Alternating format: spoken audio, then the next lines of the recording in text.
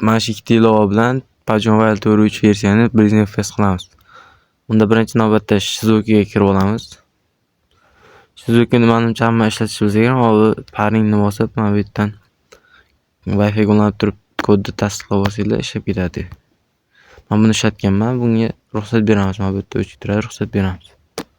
Bundan chiqamiz. Ikkinchi ilova, Business Fest ilovasiga kiramiz. Ilovaga kirishdan oldin Play Marketga kirib 90% so'rish deb qidirsanglar mana bu chiqadi. Agar sizlarda bo'lgan bo'lsa, uni yangilashni bosib yangilab olasizlar.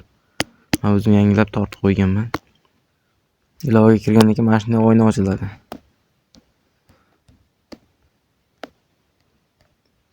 Mana shu Business Fest deganini tortamiz. Birinchidan bosamiz. Zagruzka qiladi. Zagruzka qilgandan keyin PUBG Mobile'ga kirib tekshirib ko'rishingiz mumkin.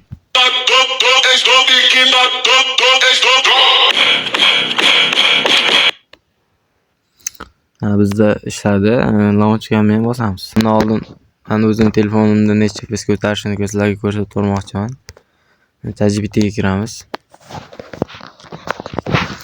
Men o'zim aniq qo'yganman, yozib. Mana Tecno 6 men telefonim. Jo'natamiz. Mana ko'rishingiz mumkin 60 FPS ko'taradi. Ketamiz. PUBG ga kiramiz.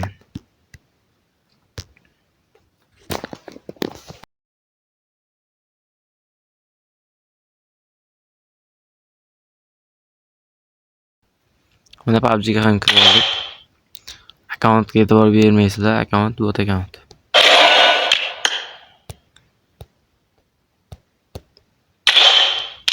Nastroykaga kirib ko'rsataman hozir. Mana menda o'xshadi, o'zi mana shunday ekstremal ko'tarardi. Ultra ekstremalga chiqadi endi. Mana hamma narsasi ishlayapti.